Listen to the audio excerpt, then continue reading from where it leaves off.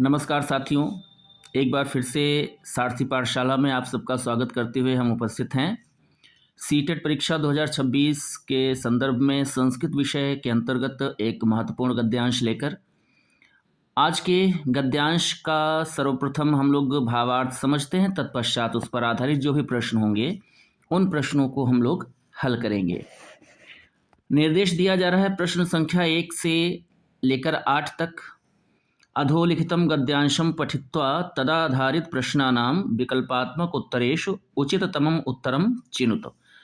अधोलिखित गद्यांश को पढ़कर उस पर आधारित प्रश्नों के विकल्पात्मक उत्तरों में से उचिततम उत्तर को चुनिए। सर्वाधिक उचित उत्तर चुनना है। सबसे पहले इसके भावार्थ को हम लोग समझ लेते हैं संक्षेप में।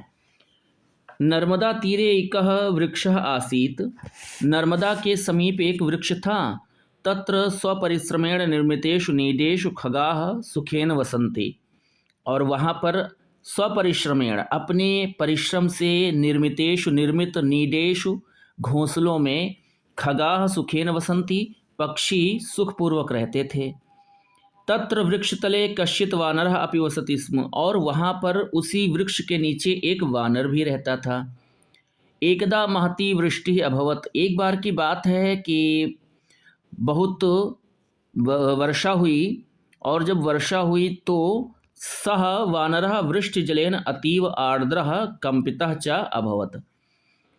एक बार की बात है कि बहुत वर्षा हुई और वर्षा से जो वानर था वो अत्यंत गीला होकर के, आर्द्र होकर के मतलब भीग करके, गीला होकर के कंपितः च अभवत, वह कांप रहा था।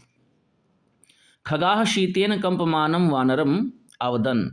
पक्षियों ने जब कांपते हुए वानर को देखा तो पक्षियों ने उस कांप रहे वानर से कहा, भो वानर त्वं कष्टम अनुभवसि। हे वानर, तुम कष्ट का अनुभव कर रहे हो, अर्थात तुम्हें कष्ट हो रहा है। तत् तो कथम गृहस्य निर्माणम न करोषि।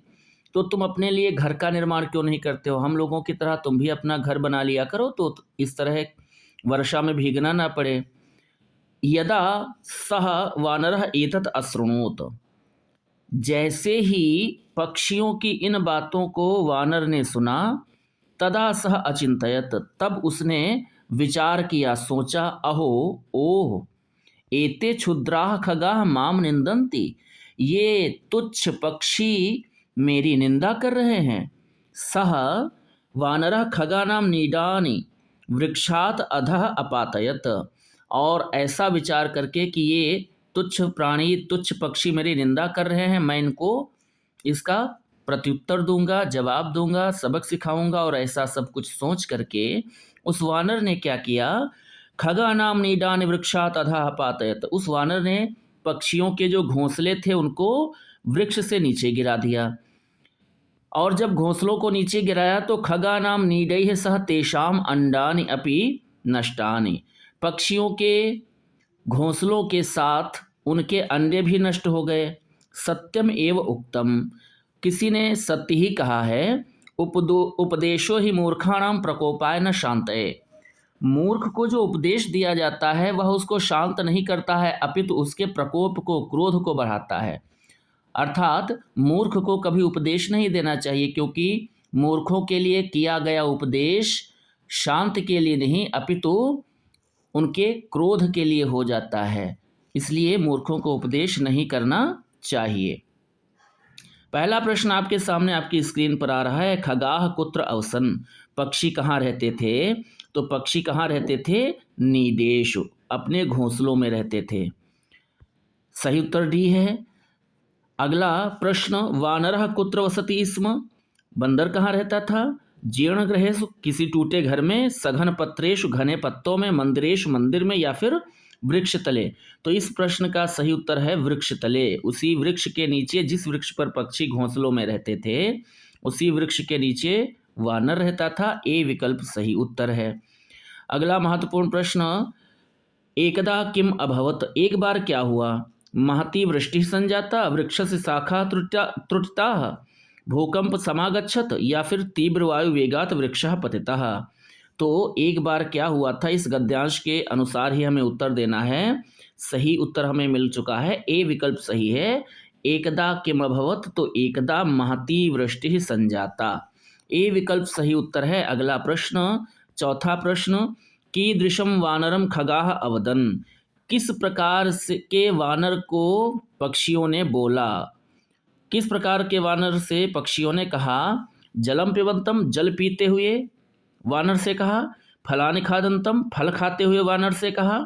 शीतेन कंपमानम, या शीत से ठंड से कांपते हुए वानर से पक्षियों ने कहा। अथवा शाखाशु वसंतम, शाखाओं पर रहते हुए वानर से कहा। तो किस प्रकार के वानर से पक्षियों ने कहा था। शीतेन कंपमानम, सी विकल्प सही हो जाएगा। ठंड से कांपते हुए वानर से पक्षियों ने कहा था। पांचवा प्रश्न, गद्यांशे प्रयुक्तस्य नीड शब्दस्य पर्यायवाची निम्नलिखितेषु कः शब्दः समीचीनः। गद्यांश में प्रयुक्त किए गए नीड शब्द के पर्यायवाची निम्नलिखित में से कौन सा शब्द होगा। तो पहला विकल्प है वसति ही। वसत का मतलब क्या, नीड होगा, घोंसला होगा, नहीं, वसत का मतलब रहना होता है। निवास स्थानम, निवास स्थान हो जाएगा। कुलायः या फिर वासः। तो यहाँ पर जो सही उत्तर है वो कौन सा है, कुलायः। कुलायः किसका पर्याय है, तो कुलायः पर्याय है नीड का। ठीक है, तो हमें सही उत्तर मिल चुका है, सी विकल्प सही उत्तर है। अगले प्रश्न की ओर चलते हैं। शाखा मृगः इत्यस्य अर्थे गद्यांशे कः शब्दः प्रयुक्तः। शाखा मृगः, इस अर्थ में इस गद्यांश में कौन सा शब्द प्रयुक्त हुआ है। तो शाखा मृगः का मतलब आर्द्र होगा क्या, नहीं होगा। क्यों, क्योंकि आर्द्र का मतलब होता है गीला। वानरः हो जाएगा, नीडः होगा या खगा होगा। तो खग कहते हैं पक्षी को, और नीड किसको कहते हैं, तो नीड कहते हैं घोंसले को, है ना। तो यहाँ पर अब एक ही विकल्प शेष है, कौन सा, वानरः। तो प्रश्न था शाखा मृगः इत्यस्य अर्थे गद्यांशे कः शब्दः प्रयुक्तः। तो शाखा मृग के अर्थ में इस गद्यांश में कौन सा शब्द प्रयुक्त हुआ है, वानर। शाखा मृग का अर्थ होता है वानर।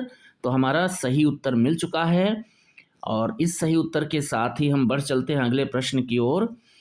कंपमानम इत्यस्मिन् पदे कः कृत प्रत्ययः प्रयुक्तः। कंपमानम में कौन सा कृत प्रत्यय प्रयुक्त हुआ है। मानच, कानच, शानच या फिर शत्रु। शत्रु कोई प्रत्यय होता नहीं है। अब हमें सही उत्तर की तलाश है, और सही उत्तर हमारा क्या हो जाएगा, बी। अच्छा, ये थोड़ा विकल्प के जो क्रम है वो थोड़ा सा गलत है। बी मतलब हम सी समझेंगे। तो सही उत्तर हमें मिल चुका है, शानच प्रत्यय है। कंपमानम में कंप धातु के साथ शानच प्रत्यय का प्रयोग करने पर शब्द बनता है कंपमानम। अंतिम प्रश्न इस श्रृंखला का, अचिंतयत क्रियापदम इदम कस्य गणस्य धातोः रूपम अस्ति।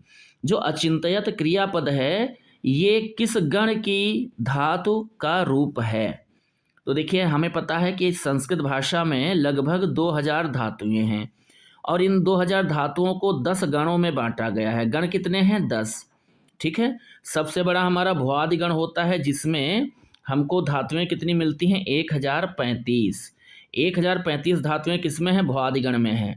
और उसके बाद अन्य जो 9 गण हैं उसके अंतर्गत अन्य धातुओं को रखा गया है। तो हमारा प्रश्न है कि अचिंतयत ये क्रियापद किस गण की धातु का रूप है। दिवादिगण है, चुरादिगण है, तुदादिगण है या भुआदिगण है। तो यहाँ पर सही उत्तर हमारा क्या हो जाएगा, चुरादिगण। ठीक है, हालांकि इस तरह के प्रश्न सीटेट को ध्यान रखना चाहिए, पूछने नहीं चाहिए, क्योंकि ये सीटेट जो प्राइमरी जूनियर लेवल का पेपर है उस स्तर का प्रश्न नहीं है, क्योंकि हम लोग इतना डीप अध्ययन संस्कृत का या जो भी भाषा है उसका नहीं करते हैं प्राइमरी या जूनियर स्तर पर। लेकिन प्रश्न पूछा गया है, सही उत्तर क्या हो जाएगा, चुरादिगण। बी विकल्प सही उत्तर है। और इस सही उत्तर के साथ ही ये श्रृंखला आज की यहीं पर विराम लेती है। आज की श्रृंखला कैसी लगी, गद्यांश आपको कैसा लगा, कोई समस्या है किसी वाक्य, शब्द या प्रश्न को लेकर, तो कमेंट बॉक्स में कमेंट करके ज़रूर बताएंगे। और अगर क्लास आपको अच्छी लगी है तो हमारे उत्साहवर्धन के लिए अगर आप पहली बार देख रहे हैं तो सब्सक्राइब कर लीजिएगा, और जो लोग सब्सक्राइब कर चुके हैं वो लाइक और शेयर ज़रूर करें। हम पुनः मिलेंगे एक और महत्वपूर्ण गद्यांश और पेडागॉजी के प्रश्नों के साथ अगली क्लास में, अगले वीडियो में। तब तक आप पढ़ते रहिए, अभ्यास करते रहिए, अपना ध्यान रखिएगा। बहुत बहुत धन्यवाद, नमस्कार।